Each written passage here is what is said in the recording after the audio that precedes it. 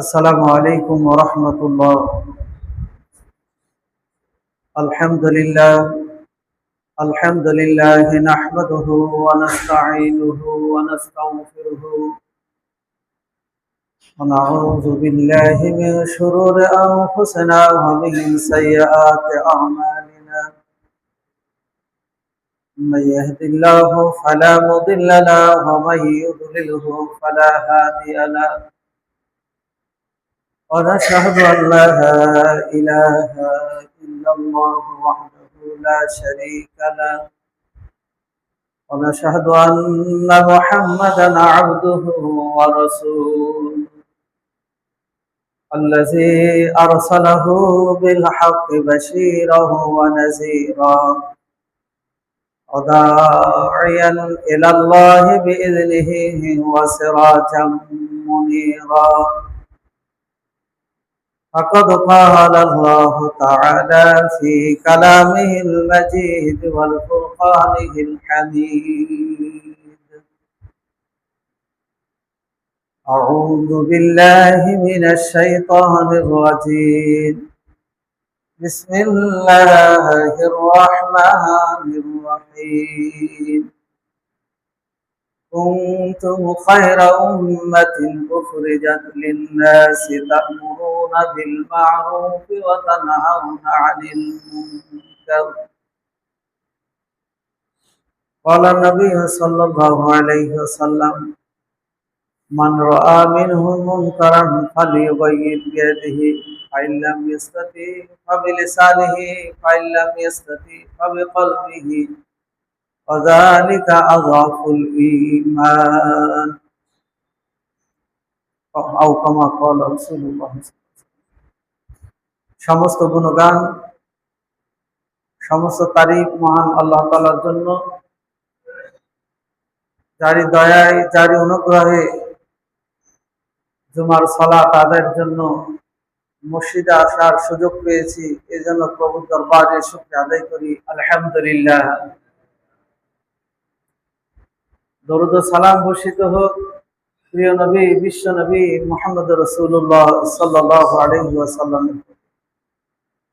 আজকের জুমার মসজিদে উপস্থিত সম্মানিত শ্রদ্ধাভাজন মুসল্লিয়ান ইকরাম, আমি আপনাদের সামনে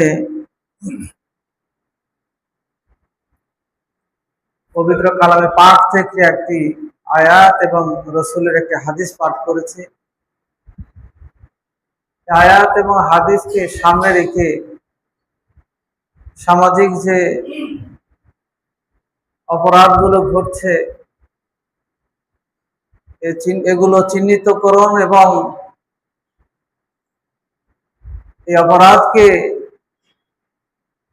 দূর করার জন্য আমাদের দায়িত্ব কর্তব্যগুলো কি, বিষয়গুলো নিয়ে একটু আলোচনা করতে চাই। আমার তৌফিক আল্লাহ রাব্বুল আলামিন আমাদেরকে শ্রেষ্ঠ জাতি, শ্রেষ্ঠ উম্মাত হিসাবে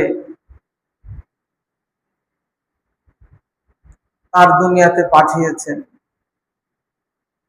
পবিত্র কোরআনে কয়েকটি সূরায় আল্লাহ রাব্বুল আলামিন এই মানব জাতিকে কখনো শ্রেষ্ঠ উম্মাত, কখনো উত্তম, কখনো মধ্যমপন্থী, এইভাবে আল্লাহ তাআলা তাদের প্রশংসা করে তাদের কাজ, তাদের দায়িত্ব এবং অপরাধ দমনে তাদের ভূমিকা কেমন হওয়া দরকার, এই বিষয়গুলো নিয়ে আল্লাহ তাআলা আলোচনা করেছেন। আল্লাহ রাব্বুল আলামিন একটি সুন্দর পৃথিবী আমাদেরকে দান করেছেন। শান্তির, সুখের, আরাম আয়েশের জন্য আল্লাহ পৃথিবীটা নিয়ামত দিয়ে পরিপূর্ণ করেছেন। আল্লাহ বলেন, তোমরা এই নিয়ামত খাও, আমার পৃথিবীতে তোমরা শান্তিতে বসবাস করো আর আমার ইবাদত করো। এই শান্তির পৃথিবী আল্লাহ রাব্বুল আলামিন অন্য আয়াতে বলছেন, তোমরা তোমাদের কর্ম দিয়ে তোমরা তোমাদের অন্যায় পাপাচার দিয়ে এই সমাজটাকে, পৃথিবীটাকে অশান্ত করে ফেলছো।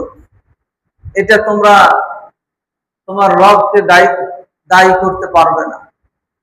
জাহারাল ফাসাদু ফিল বাররি ওয়াল বাহরি বিমা কাসাবাত আইদিন নাস। জলে স্থলে যে বিপর্যয়গুলো ঘটছে, যে অন্যায় সংগঠিত হচ্ছে, আইদিন নাস, এগুলো মানুষদের হাতের উপার্জন, এগুলো মানুষই করে বেড়াচ্ছে। আজকে আমরা যেই সময়টা অতিবাহিত হয়ে যাচ্ছে, পরবর্তীতে আমাদের এই অপরাধ, আমাদের এই অশান্ত দিন দিন বেড়ে চলেছে। সেটা পারিবারিক, সামাজিক, রাষ্ট্রীয়, সর্বক্ষেত্রে যদি এইভাবে পরিবর্তন হতেই থাকে, আমাদের পরবর্তী প্রজন্ম বসবাস কেমন করে করবে? আমরা আমাদের প্রজন্মের জন্য কি উপহার দিয়ে গেলাম? তাই আমরা আমাদের অবস্থান থেকে সেই অন্যায়, সেই গর্হিত, সেই সমাজে অশান্তি সৃষ্টি করে এমন কাজগুলো কিভাবে দূর করা যায়, প্রতিহত করা যায়, সেগুলো সমাজ থেকে, দেশ থেকে দূর করা যায়, আমাদেরকে চিন্তা ফিকির করতে হবে। আমরা এই সাম্প্রতিক যে ঘটনাগুলো দেখছি, এই ঘটনাগুলো, এই পাপগুলো, এই অন্যায়গুলো বনী ইসরাইলের উপর, বনী ইসরাইলরা সংঘটিত করত। মানুষ হত্যা করত, তারা ব্যভিচারে লিপ্ত হতো, সমকামিতায় লিপ্ত হতো, তারা সুদ ঘুষে জড়িয়ে পড়েছিল।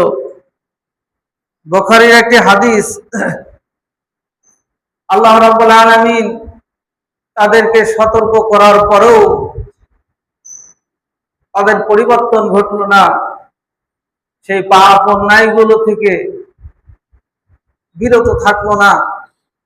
আল্লাহ রাব্বুল আলামিন গজবের ফেরেশতা পাঠিয়ে দিলেন, যা ওই জনপদকে ধ্বংস করে দাও।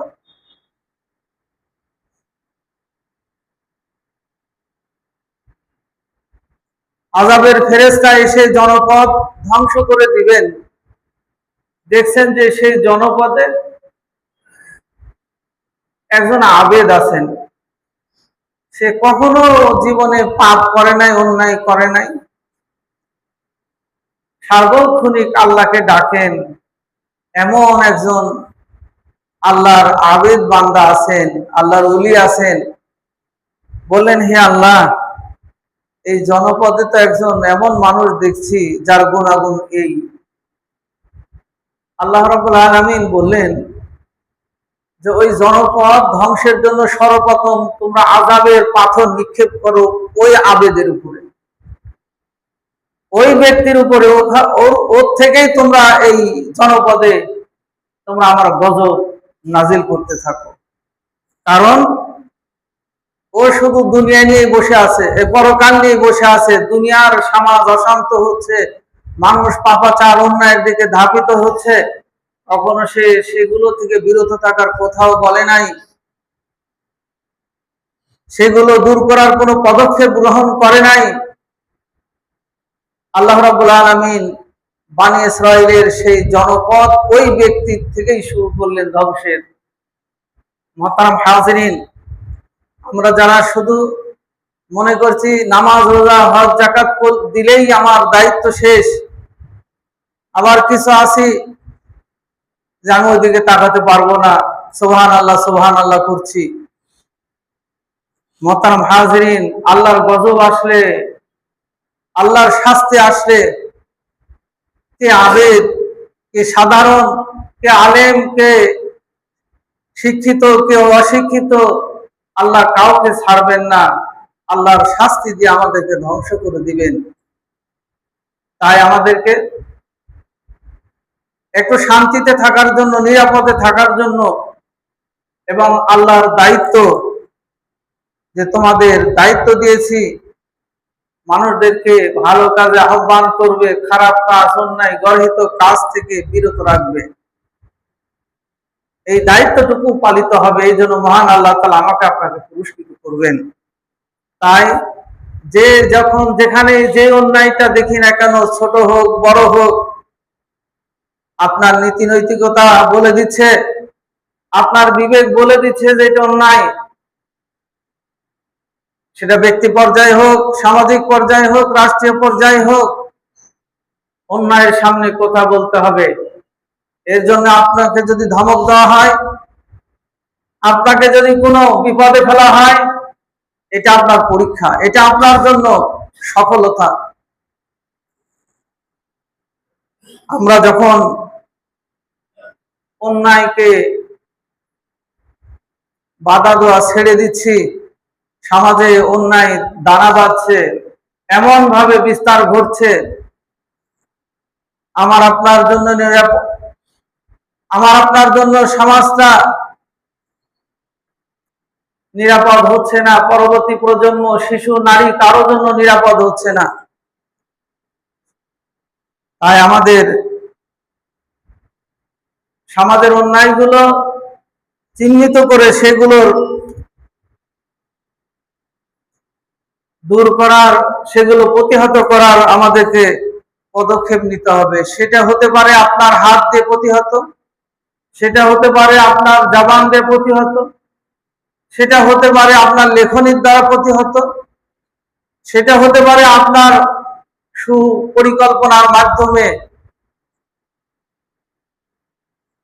আমরা পর্যায়ক্রমে এর উপরে রাসূল সাল্লাল্লাহু আলাইহি ওয়াসাল্লামের হাদিস এবং কোরআনের আয়াতগুলো আলোচনা করব। মা তাওফীক ইল্লা বিল্লাহ। আল্লাহ বলেন, কুনতুম খায়রা উম্মাতিন, তোমরা উত্তম জাতি, উত্তম উম্মাহ, উখরিজাত লিন-নাস, আমি তোমাদেরকে সৃষ্টি করেছি মানুষের জন্য। কি মানুষের কাজের জন্য? তা'মুরুনা বিল মা'রুফ, তোমরা মানুষদেরকে ভালো কাজের দিকে আহ্বান করবে, ভালো কাজের ব্যাপারে উৎসাহিত করবে। ওয়া ইয়ানহাউনা আনিল মুনকার, অন্যায় কাজ থেকে মানুষদেরকে বিরত রাখবে। অপর আয়াত আল্লাহ বলেন, ওয়াল তাকুম মিনকুম উম্মাহ ইয়াদউনা ইলাল খায়র, তোমাদের মধ্যে এমন একটি দল, এমন একটি গ্রুপ থাকা দরকার, ইয়াদউনা ইলাল খায়র, যারা সার্বক্ষণিক মানুষদেরকে ভালোর দিকে আহ্বান করবে। ওয়া ইয়ামুরুনা বিল মা'রুফ, তারা মানুষদেরকে ভালো কাজে নির্দেশনা দিবে। ওয়া ইয়ানহাউনা আনিল মুনকার, অন্যায় কাজ থেকে, গর্হিত কাজ থেকে দূরে রাখবে। ওয়া উলাইকা হুমুল মুফলিহুন, সেই দল, সেই গোষ্ঠী হবে মুফলিহুন, সফল হবে।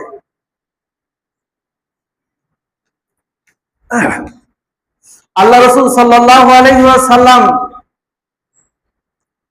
এ ব্যাপারে বলছেন, আন আবি সাঈদুল খুদরি قال سمعت رسول الله صلى الله عليه وسلم يقول من رأى منهم منكرا, তোমাদের ভিতর থেকে কেউ যদি কোন অন্যায় দেখে, ফালিয়ুগাইর বিয়াদিহি, সে যেন সেটা হাত দ্বারা প্রতিহত করে। ফাইল্লাম ইয়াস্তাতি, সে যদি সেটা হাত দ্বারা প্রতিহত করতে সক্ষম না হয়, ফাইল্লাম ইয়াস্তাতি ফাবিলিসানিহি, তাহলে সে যেন মুখের দ্বারা সেটা প্রতিহত করে। ফাইল্লাম ইয়াস্তাতি ফাবিকলবিহি, যদি সেই হাতের দ্বারাও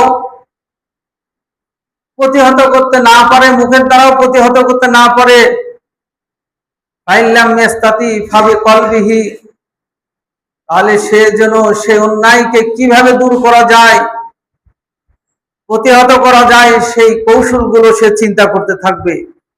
অযালিকা আযাফুল ঈমান, আল্লাহ রাসূল বলছেন এটা হলো ঈমানের সর্বনিম্ন একটা স্তর। তাহলে আমরা রাসূলের হাদিস এবং মহান আল্লাহ তাআলার পবিত্র কালাম থেকে জানতে পারছি অন্যায়কে পোষা যাবে না, অন্যায়কারীর সাপোর্ট করা যাবে না, অন্যায় সমাজে দানা বেঁধে উঠুক, মাথা চাড়াতে উঠুক, এটা সহ্য করাও যাবে না, এটাকে যেভাবে হোক সমাজ থেকে দূর করতে হবে। আল্লাহ তাআলা অন্য আয়াতে বলেন ওয়ালা তাআওয়ানু আলাল বিররি ওয়াত তাকওয়া, তোমরা একে অপরকে ভালো এবং তাকওয়ার দিকে আহ্বান করো, খোদাভীতির দিকে আহ্বান করো। ওয়ালা তাআওয়ানু আলাল ইসমি ওয়াল উদওয়ান, আর তোমরা পাপ এবং সীমা লঙ্ঘনের দিকে তোমরা মানুষকে ধাবিত করবে না, একে অপরকে সীমা লঙ্ঘন এবং পাপের দিকে তোমরা আহ্বান করবে না। এগুলো আয়াত, এগুলো হাদিস আমাকে আপনাকে একটাই শিক্ষা দেয় যে কোনোভাবে অন্যায়কে লালন পালন করা যাবে না। আমরা এমন পর্যায়ে চলে গিয়েছি, গত ঈদের ৩-৪ দিন আগে আমাদের পাশেই দুর্গাপুর কানপাড়ায় 2 বাচ্চা খেলছে। বাচ্চারা খেলার সময় কখনো তাদের মধ্যে মারামারি হবে, হাতাহাতি হবে, আবার কিছুক্ষণের মধ্যে তারা আবার স্বাভাবিক হয়ে যাবে। 2 বাচ্চা খেলতে খেলতে একে অপরের গায়ে হাত দিয়েছে। এই বিষয়টা যার গায়ে হাত দিয়েছে তার বাবা মাকে বলেছে, ওই বাচ্চাটাকে নিয়ে বাড়িতে এমন ভাবে নির্মম ভাবে তাকে পিটিয়ে হত্যা করে লাশ গোপন করতে চেষ্টা করেছে। 2 দিন 3 দিন অতিবাহিত হওয়ার পর যখন গোপন করতে পারে নাই, রাতের অন্ধকারে নিয়ে এসে বাড়ির দরজার সামনে রেখে গেছে। কত বড় একটা অমানুষ হলে এই কাজগুলো করতে পারে। প্রতিবেশীর বাচ্চার সাথে খেলবে, 19-20 হবে, আর বাচ্চার এই অপরাধে মেরে ফেলতে হবে, এটা একটা মানুষের গুণ হতে পারে না, একটা সমাজের চিত্র হতে পারে না, এটা একটা সভ্য সমাজ হতে পারে না। আমরা ইদানিং আমাদের এই দেশটাকে অশান্ত করার জন্য বিভিন্ন সময় বিভিন্ন ভাবে ষড়যন্ত্র আমরা দেখে এসেছি, কখনো আগুন নিয়ে, কখনো হত্যা নিয়ে, কখনো জঙ্গি নিয়ে, বিভিন্ন ভাবে বিভিন্ন কৌশলে এই দেশের মানুষগুলোকে বিভক্ত করছে, এই দেশের মধ্যে অশান্তি সৃষ্টি করছে। আমরা কয়েকদিন আগে দেখলাম এক ব্যক্তি তার 3 জন সন্তান, স্ত্রী, তার শালক সহ কয়েকজনকে নিজ হাতে হত্যা করেছে। একে আপনি মানুষ বলবেন কি করে? এই ব্যক্তিকে আপনি মানুষ বলবেন কি করে, যেখানে আল্লাহ পবিত্র কোরআনে বলছেন আমাইয়াকতুল মুমিনান মুতাআম্মিদান ফাজাযাউহু জাহান্নাম, যে ব্যক্তি অন্য কাউকে অন্যায়ভাবে হত্যা করলো, সেটা মুসলিম হোক, অমুসলিম হোক, নারী হোক, পুরুষ হোক, নামাজি হোক আর বেনামাজি হোক, অন্যায়ভাবে কোনো মানুষকে হত্যা করলো, আল্লাহ বলছেন তার প্রতিদান হবে জাহান্নাম। অপর আয়াতে বলছেন যে ব্যক্তি কোনো প্রাণীকে অন্যায়ভাবে হত্যা করলো, সে গোটা মানব জাতিকে হত্যা করলো। পৃথিবীর সব মানুষকে হত্যা করলে যেই পাপ অন্যায়, সেই অপরাধে সে অপরাধী হলো। একটা ঘটনা ঘটতেই পারে এই জন্য নিজেকে আত্মহত্যা করতে হবে, একটা ঘটনা ঘটতেই পারে এই জন্য সন্তানদেরকে, নবজাতকে হত্যা করতে হবে, এই জন্য পরিবারের অন্যান্য সদস্যকে নির্মমভাবে হত্যা করতে হবে। এগুলো আমাদের পরবর্তী প্রজন্মকে কোন শিক্ষা দিচ্ছে? সমাজ অশান্তির সাথে সাথে 19-20 হলেই তারা এখানকার শিক্ষা নিচ্ছে, এই পথের দিকে অগ্রসর হবে। আমার ভাইয়েরা, আমরা এই যে গাজীপুরের শিশু সন্তান, পূর্ববর্তী জাতির ধ্বংসের যেগুলো প্রধান কারণ ছিল সেগুলো হলো ব্যভিচার। মুসলমানদের মধ্যে এই ব্যভিচার ব্যাপকভাবে প্রবেশ করেছে।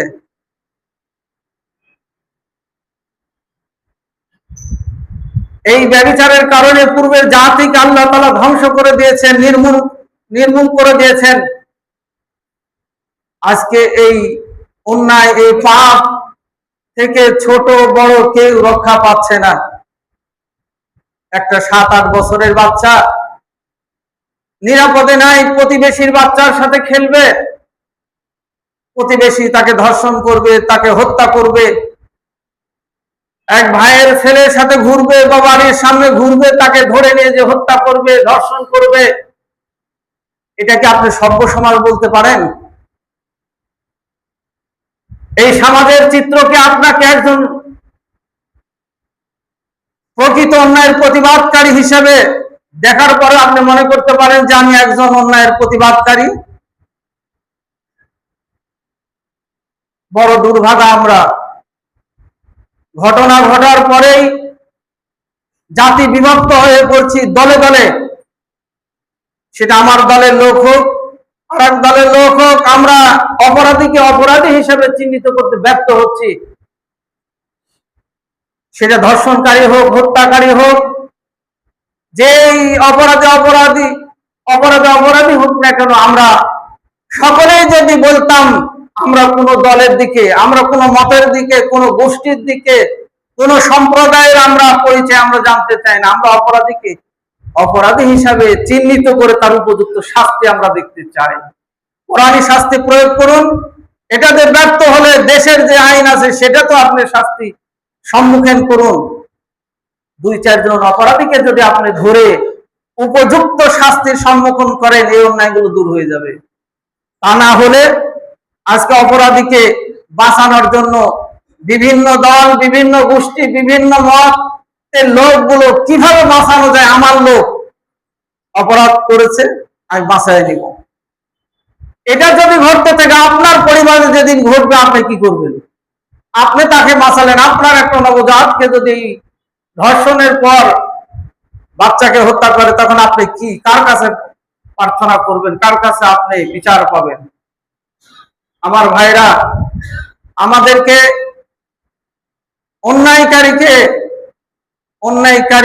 অন্যায়কারী হিসাবে চিহ্নিত করে তার উপযুক্ত শাস্তি আমরা দাবি চাই। অন্যায়কারী কারো দলে, কারো এলাকায়, কারো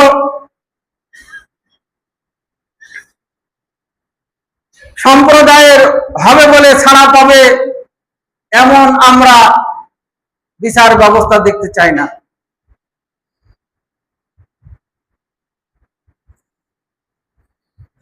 নবজাত বাচ্চাকে ধর্ষণ করেছে, তার মাথাটাকে খণ্ডিত করেছে, তার হাত পা কেটে দিয়েছে। এই 5 দিন 7 দিন যেতে না যেতে গাজীপুরে আরেকটি ঘটনা ঘটেছে। এগুলো কিসের লক্ষণ? এগুলো কিসের লক্ষণ? তাই অপরাধীকে অবশ্যই দৃষ্টান্তমূলক শাস্তি দিয়ে এই অন্যায়কে দূর করার আমাদেরকে পদক্ষেপ নিতে হবে। তা না হলে দেশের মানুষ যখন নিজে হাতে আইন তুলে নিবে, তখন সামাল দিতে পারবেন না কেউ। এই জাতি অন্যায় দেখতে দেখতে যখন অন্যায়ের প্রতিবাদ হচ্ছে না, বিচার পাচ্ছে না, আইন যখন নিজ হাতে তুলে নিবে, তখন এই জাতিকে আপনারা আর সামাল দিতে পারবেন না।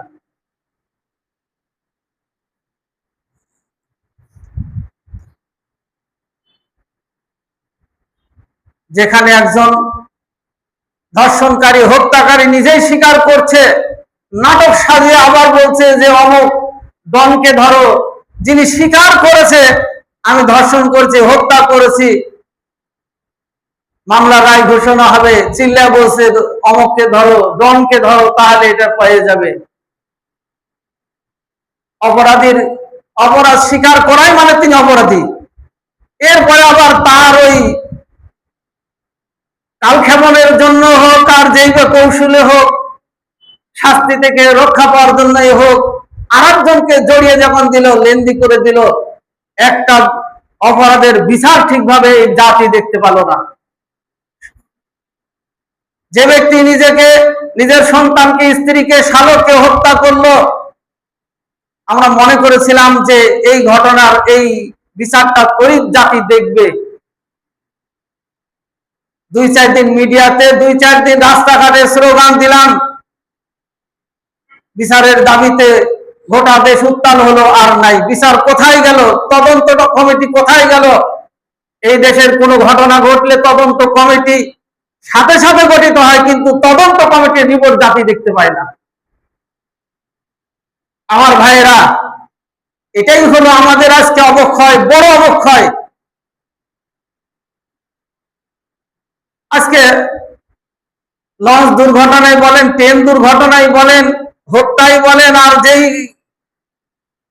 অপরাধের তদন্ত কমিটি, আমার মনে হয় যে একটা তদন্ত কমিটির রিপোর্টে জাতি দেখতে পাইছে, জানতে পেরেছে, শুনতে পেয়েছে। দেশে বিচার নাই, দেশে তদন্ত কমিটির রিপোর্ট নাই, দেশে একজন ভিকটিমের কোনো বিচার পাওয়ার অধিকার নাই। এমন যদি সমাজ হয়, এই সমাজ একদিন এমন একটা অবস্থায় যাবে, যেমন সোমালিয়া বা অন্যান্য দেশে যেমন আইন হাতে নিয়ে মানুষকে হত্যা করছে, বলবে যে আমার এই বিচার ব্যবস্থার উপর আস্থা নেই, এই দেশের শাসকের উপর আস্থা নাই, এই দেশের রাজনীতিবিদদের উপর আমার আস্থা নাই, তারা রাজনীতি করে দেশের জন্য নয়, দেশের পেটের জন্য তারা রাজনীতি করে। তখন মানুষ আর হাতে আইন নিয়ে তারা এই অপরাধীকে উপযুক্ত শাস্তির সম্মুখীন করবে। মোহতারাম হাজিরিন, তাই আমাদেরকে আমরা বলতে চাই যে যে অপরাধ করুক না কেন, তার অপরাধের উপযুক্ত বিচার জাতি দেখতে চায়, আমরা শাস্তি দেখতে চাই।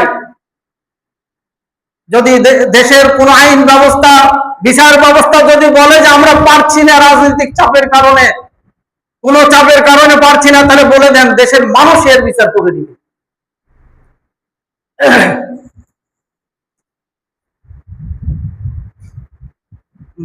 মানুষের প্রতি ভালোবাসা নেই, প্রতিবেশীর প্রতি নিরাপদ নয়, এক ভাই আর এক ভাইয়ের প্রতি তার জানমালের নিরাপত্তা নাই। অথচ আমাদের নবী, বিশ্ব নবী বলছেন, প্রকৃত মুসলিম হলো আল মুসলিমু মান সালিম আল মুসলিমুনা মিন লিসানিহি ওয়া ইয়াদিহি। কেবল মুসলিম ওই ব্যক্তি যার হাত, যার জবান হতে জান মাল নিরাপদে থাকে। প্রতিবেশীর হাত থেকে প্রতিবেশীর বাচ্চা নিরাপদ নয়, প্রতিবেশী থেকে, একজন মুসলিম ভাই থেকে একজন মুসলিম বোন নিরাপদ নয়, একজন মুসলিম ভাই অপর মুসলিম ভাইয়ের কাছে তার জান মালে নিরাপত্তা নাই। কেমন মুসলিম আমরা? আল্লাহর কাছে এই মুসলিমের কোনো দাম নেই। আল্লাহর কাছে কেবল ওই মুসলিম হতে হবে যেই মুসলিম হওয়ার জন্য বিশ্বনবী আমাকে আপনাকে শিক্ষা দিয়েছেন। এই শিক্ষার আলোকে যে মুসলিম, সেই মুসলিম হতে হবে।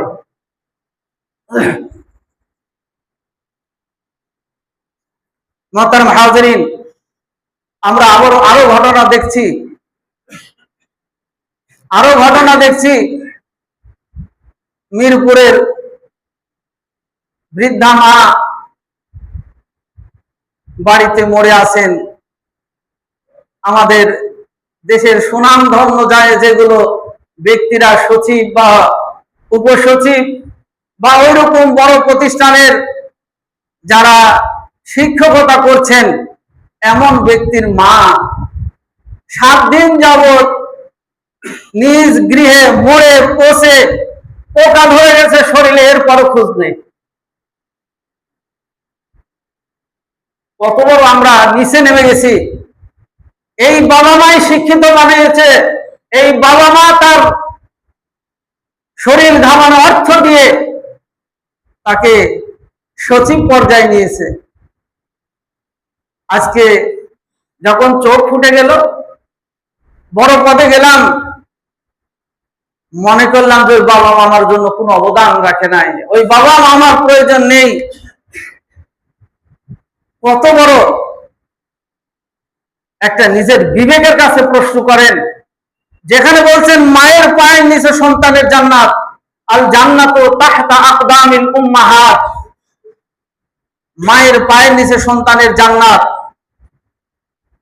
আল্লাহ রাসূল সাল্লাল্লাহু আলাইহি ওয়াসাল্লামকে জিজ্ঞাসা করলেন, হে আল্লাহ রাসূল, সর্বপ্রথম আমার কাছে সেবা পাওয়া, উত্তম ব্যবহার পাওয়ার হকদার কে? আল্লাহ রাসূল বললেন, তোমার মা। সাহাবা আবার জিজ্ঞাসা করলেন, এরপরে কে? বললেন, তোমার মা। তিনবার ব্যক্তি জিজ্ঞাসা করলেন, আল্লাহ রাসূল তিনবার মায়ের কথা বললেন। চতুর্থবার আল্লাহ রাসূল বাবার কথা বললেন। সর্বোত্তম ব্যবহার পাওয়ার যোগ্য মা এবং বাবা। এই মা বাবাকে আমরা ব্যবহার দেখাই না, তার ভরণ পোষণ দিই না। মা যখন চামড়া ঢিল হয়ে যায়, বাবার গায়ের চামড়া ঢিল হয়ে যায়, ওই বাবা মামার বাড়িতে বড় বোঝা মনে করি। ওই বাবা মামার মনে হয় বাড়ির সবচেয়ে বড় বোঝা মনে করে বাবা মাকে কিভাবে দূরে সরানো যায়। আপনারা সকলে ইদানিং দেখছেন গাজীপুরে বৃদ্ধাশ্রমের মা বাবার সাক্ষাৎকার দেওয়া হচ্ছে। অধিকাংশ বাবা মা শিক্ষিত, এবং শিক্ষিত বাবা মা শিক্ষিত ছেলে করেছেন। এই শিক্ষিত ছেলে ওই শিক্ষিত মেয়ে বাবা মাকে শেষ বয়সে বৃদ্ধাশ্রমে ঢুকে দিয়েছে। এইরকম শিক্ষিত হচ্ছে, এইরকম দেশের কর্ণধার একজন ব্যক্তি হচ্ছে, আমার দেশের লেবার হচ্ছে উত্তম, সারাদিন খেটে আসে, সারাদিন রিক্সা চালায়, সারাদিন কাজ করে এসে মাথার ঘাম পায়ে ঝরিয়ে এসে তাও সন্ধ্যাবেলা বাড়িতে ঢুকে মা বলে একবার ডাক দিয়ে মায়ের পাশে যায়। একটা মেয়েও পাশে আছে, মা খোঁজ নেই। বলুন তো এটা কোন জাতি? এটা কি মুসলিম? ওই রকম শিক্ষিত ছেলে বানাবেন না, ওই রকম অভদ্র বানাবেন না, ওই রকম বেয়াদবকে আপনারা সন্তান হিসাবে রেখে যাবেন না। আপনার সন্তান অল্প শিক্ষিত হোক, আপনার সন্তান মূর্খ হোক, কিন্তু মানুষকে সম্মান দিতে শিখে, বাবা মায়ের শ্রদ্ধা করে, বাবা মায়ের সাথে ভালো ব্যবহার করে, এমন সুসন্তান রেখে যান। ওরা হলো কুসন্তান। সুসন্তান এটা নাই। অনেকে লেখছে দুইজন সুশিক্ষিত না কুশিক্ষিত, এমন সন্তান কেউ রেখে যাবেন না। আপনি মারা যাবেন, আপনার কবরের দিকে কোনোদিন মুখ ঘুরে এসে একটু দোয়া করবে, সেটাও করবে না। আপনার ওই মারা কবরস্থানে যেদিন দাফন হবে ওই দিন পর্যন্তই শেষ। আর দুনিয়ার জীবনে তো লজ্জিত লাঞ্ছিত করছে বাবা মাকে। মোহতারাম হাজরিন, একটি সমাজ, যে সমাজে বাবা মাকে দেখে না, যে সমাজে বাবা মাকে বৃদ্ধাশ্রমে রাখা হয়, এই সমাজ ব্যবস্থা, ওই বিজাতিদের সমাজ ব্যবস্থা, তাদের চিন্তা ফিকির এই মুসলিমদের মধ্যে ঢুকে পড়ছে। আমরা মুসলমানদের শিক্ষাগুলো, মুসলমানের নবী গোটা পৃথিবীকে শিক্ষা দিয়েছেন ন্যায়, শিক্ষা দিয়েছেন মানবতা, শিক্ষা দিয়েছেন কিভাবে আপনি একটি সুন্দর মানুষ হবেন। সেই নবীর শিক্ষা আমরা মুসলিম হিসাবে না নিয়ে বিজাতিদের কালমার্কস লেনিন, বিজাতিদের যেগুলো মানুষের মধ্যে বৈষম্য সৃষ্টি করে, বাবা মায়ের মধ্যে বিভেদ সৃষ্টি করে দেয়, বাবা মায়ের প্রতি তিক্ততা সৃষ্টি করে দেয়, ওই শিক্ষাটা আমরা মুসলিম গ্রহণ করছি।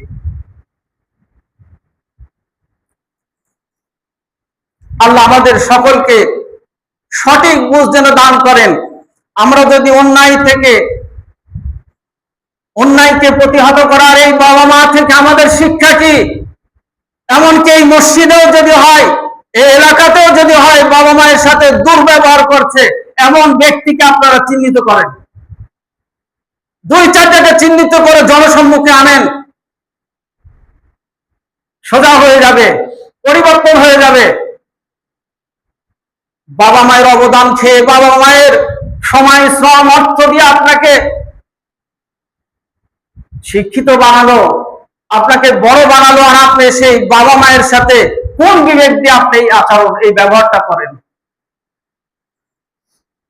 মোহতারাম হাজিরিন, হত্যাকারী, ধর্ষণকারী, লুণ্ঠনকারী, জালেম যে যেখানে থাক না কেন, এর বিরুদ্ধে আমাদেরকে সচেতন হতে হবে, সজাগ হতে হবে। এর জন্য যদি আপনাকে কষ্টের মুখে পড়তে হয়, এর জন্য যদি আপনাকে আমাকে যদি সাময়িক কষ্ট ভোগ করতে হয়, আল্লাহ আমাকে আপনাকে এর জন্য উত্তম যাজা দান করবেন। কিন্তু আমার আপনার এই পদক্ষেপে একটি সুন্দর সমাজ প্রতিষ্ঠা করতে পারলে, একটি দেশ প্রতিষ্ঠা করতে পারলে, এই দেশটা হবে বসবাসের উপযুক্ত একটা দেশ, সমাজ হবে উপযুক্ত একটা সমাজ। আমার আপনার প্রজন্মের জন্য একটি সুন্দর দেশ উপহার দিয়ে যেতে পারবো। এর জন্য যেমন রাষ্ট্রকে রাষ্ট্র সজাগ হবেন, সঠিক বিচার করবেন, অন্যায়কারীকে উপযুক্ত শাস্তির সম্মুখীন করবেন, এটা রাষ্ট্রের সবচেয়ে বড় দায়িত্ব। একজন রাষ্ট্রের নাগরিকের তার ভরণ পোষণ, তার চিকিৎসা, তার শিক্ষা, তার ন্যায় বিচার অধিকার পর হকদার রাখেন, তারা হকদার। রাষ্ট্র যদি এটা দিতে ব্যর্থ হয়, তাহলে রাষ্ট্রকে চিন্তা করতে হবে।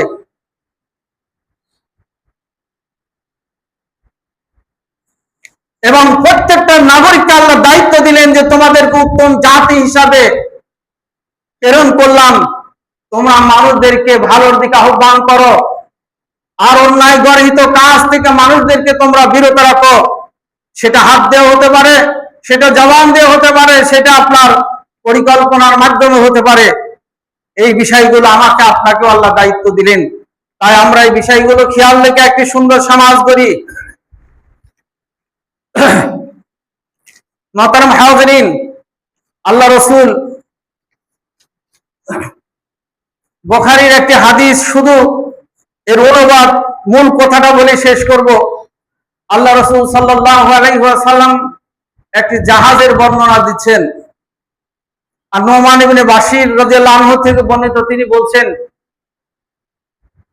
দোতলা জাহাজ চলছে সমুদ্রের মধ্যে, উপর তালার মানুষদের নিচতলা থেকে খাওয়ার পানি নিয়ে যেতে হয়,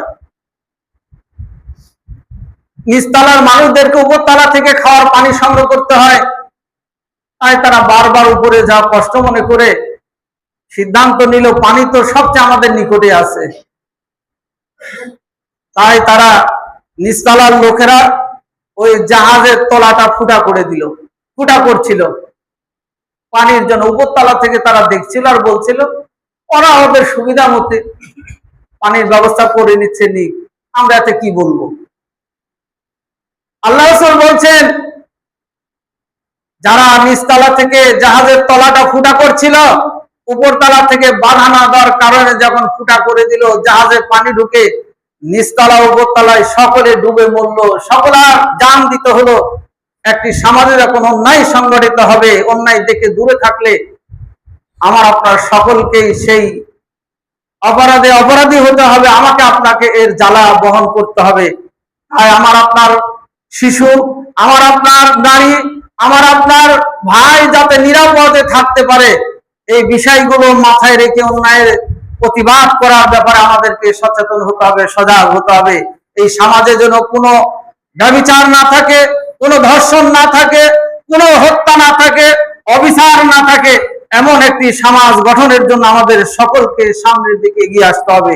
আসি, আল্লাহ আমাদের সকলকে সেই পথ অনুসরণ করে আল্লাহ রাসূলের নির্দেশনা পালন করার তৌফিক দান করুন। বারাকাল্লাহু লানা ওয়া লাকুম ফিল কুরআনিল আযীম।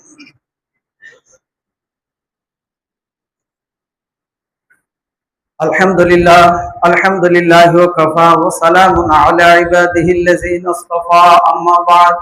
আউযু বিল্লাহি মিনাশ শাইতানির রাজীম। বিসমিল্লাহির রাহমানির রাহিম। ربنا ظلمنا أنفسنا وإن لم تغفر لنا وترحمنا لنكونن من الخاسرين اللهم اعز الاسلام والمسلمين واخذل الكفرة المشركين. اللهم انصر من نصر دين محمد واجعلنا منهم. اخذل من خذل دين محمد ولا تجعلنا منهم. ان الله يأمر بالعدل والإحسان وإيتاء ذي القربى وينهى عن الفحشاء والمنكر والبغي يعظكم لعلكم تذكرون. ولذكر الله تعالى أعلى وأعز وأجل وأتم وأهم وأكبر.